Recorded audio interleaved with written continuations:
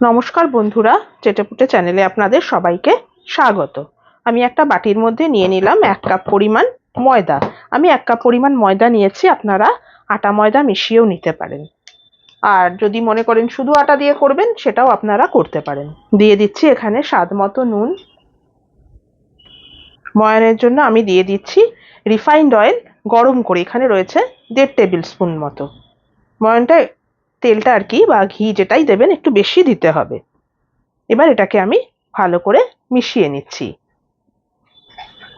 দেখুন, ময়ানটা এরম ভাবেই দিতে হবে যাতে এই যে মুঠো করলে এরকম একটা লাড্ডুর মতো হয়ে যাচ্ছে, আবার ছেড়ে দিলে এটা ভেঙে ভেঙে যাচ্ছে, এরকম ভাবেই ময়ানটা দিতে হবে।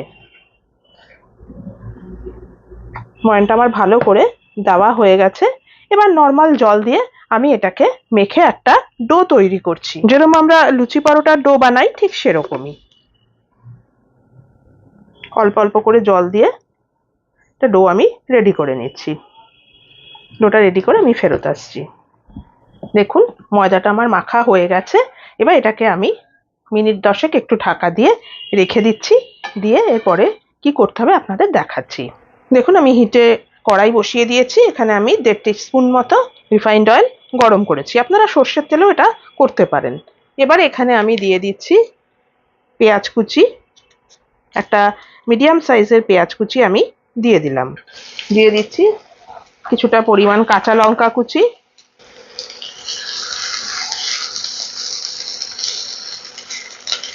ভালো করে আমি মিশিয়ে নিলাম। লঙ্কাটা অবশ্যই নিজেরা ঝাল বুঝে দেবেন। এবার আমি দিয়ে দিচ্ছি 1 টিস্পুন আদা রসুন বাটা। এখানে আমি আদা রসুন বাটা দিয়েছি, আপনারা চাইলে আদা রসুন গ্রেট করেও দিতে পারেন। ভালো করে মিশিয়ে নিচ্ছি। এই ফিলিংটা একটু ঝাল ঝাল হয়, তাতে খেতে বেশি ভালো লাগে। দিয়ে দিচ্ছি আমি স্বাদ মতো নুন।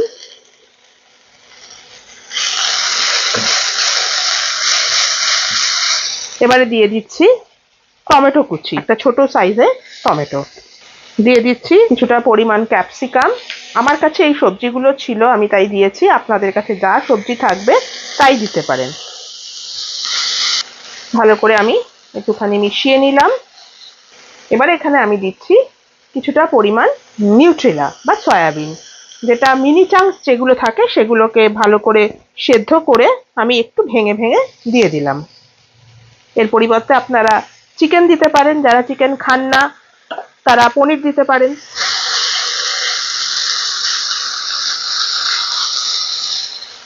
ভালো করে আমি মিশিয়ে নিলাম। দিয়ে দিচ্ছি একটুখানি হলুদ গুঁড়ো, সামান্য একটু দিয়ে দিচ্ছি ধনে গুঁড়ো। আর লঙ্কা আমি দিচ্ছি না, যথেষ্ট লঙ্কা দেওয়া হয়েছে।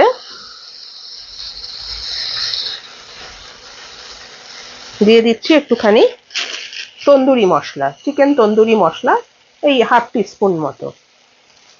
থাকলে দেবেন, না থাকলে দিতে হবে না। ম্যাগি মশলা থাকলেও দিতে পারেন। ভালো করে মিশিয়ে নিলাম। এই তন্দুরি মশলাটা দিলে মানে ফ্লেভারটা খুব সুন্দর হয়।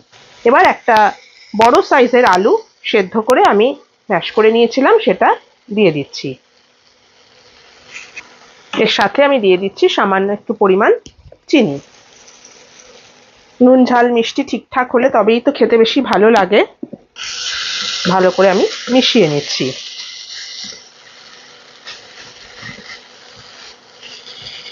এরকম একটা ফিলিং আপনারা যদি রেডি করে রাখেন, অনেক রান্না কিন্তু এতে হয়ে যায়। দেখুন, এটা আমার প্রায় হয়ে গেছে। আমি কিন্তু এখানে ধনেপাতা দিলাম না, আপনারা চাইলে দিতে পারেন। এবার আমি ফ্লেমটা অফ করে দিচ্ছি, দিয়ে এটাকে ঠান্ডা করে আমি ফেরত আসছি। দেখুন, ময়দা মাখাটা আমি নিয়ে আসলাম। এবার আরো একটু মেখে আমি এখান থেকে লেচি কেটে নিচ্ছি। রুটির মতোই এক একটা লেচি আমি কেটে নিচ্ছি। 1 কাপ ময়দা থেকে আমার 4টে লেচি এরকম তৈরি হয়েছে। 3টে লেচি সরিয়ে দিলাম। এবার একটা লেচি আমি আপনাদেরকে বেলে দেখাচ্ছি। আমি আজকে আপনাদেরকে বানিয়ে দেখাচ্ছি আলু পাপ প্যাটিস। ঘরে থাকা উপকরণ দিয়ে কিভাবে খুব সুন্দরভাবে এটা বানিয়ে নেওয়া যায় সেটাই আমি আজকে আপনাদেরকে করে দেখাচ্ছি। এবার আমি একটা ছোট রুটি বেলে নিচ্ছি। মোটামুটি লুচির থেকে বড় একটা রুটি আমি বেলে নিলাম। এবারে এর মধ্যে আমি একটুখানি সামান্য তেল লাগিয়ে নিচ্ছি। এখানে আপনারা একটু ঘি লাগিয়ে নিতে পারেন, একটু বাটার লাগিয়ে নিতে পারেন। এবারে যে আলুর পুরটা আমি রেডি করেছিলাম সেই পুরটার থেকে আমি কিছুটা পরিমাণ পুর দিয়ে দিচ্ছি। মাঝখানটা দিয়ে আমি লম্বা করে দেব।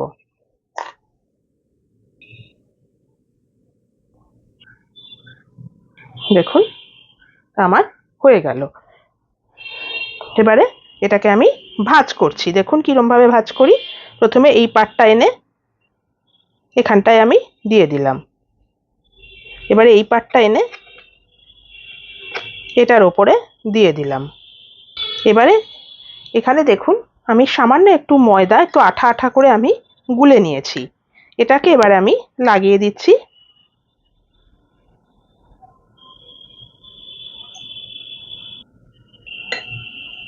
এবারে এই যে পাটটা আমি লাগালাম এটাকে আমি এটার ওপরে স্টিক করে দিলাম।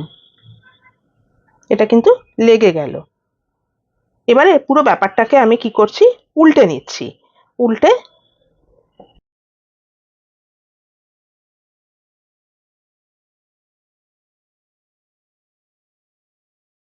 এইটাকে এনে এই পাশটায় আমি লাগিয়ে নিচ্ছি। একটাকে পেছন দিকে একটাকে সামনে দিকে এইভাবে রেডি করতে হবে। এভাবে আমি রেডি করে আপনাদের দেখাচ্ছি। দেখুন আমি হিটে একটা প্যান বসিয়ে কিছুটা পরিমাণ অয়েল আমি গরম করে নিচ্ছি। আর এগুলোকে আমি এই যে রেডি করে নিয়ে এসছি। তেলটা গরম হয়ে গেছে। এবার একটা একটা করে আমি এই প্যাটিসগুলো ছেড়ে দিচ্ছি। ময়দাটা গুলে লাগাবার জন্য এটা আর খুলবে না, তা নাহলে খুলে অনেক সময় ভেতর থেকে আলুর পুরটা কিন্তু বেরিয়ে যেতে পারে। এটা খুব ক্রিস্পি হয়।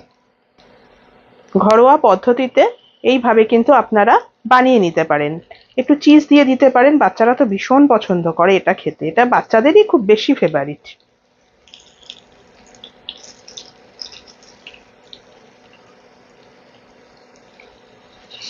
আমি একটু এরকম শেপ দিলাম। আপনারা ত্রিকোণ টাইপেরও করতে পারেন, সেটাও ভালো হয়। আবার যেরকম আমি একটা সামনে ভাঁজ একটা পেছনে দিলাম সেরকম না করে পুরোটাই সামনে দিতে পারেন, সেটাও একটা শেপ হয়। শেপটা আপনারা আপনাদের পছন্দ অনুসারে দিয়ে নেবেন। যে কোনো দিন সন্ধ্যাবেলায় আপনারা কিন্তু এটা বানিয়ে খেতে পারেন, খুব ভালো লাগে খেতে।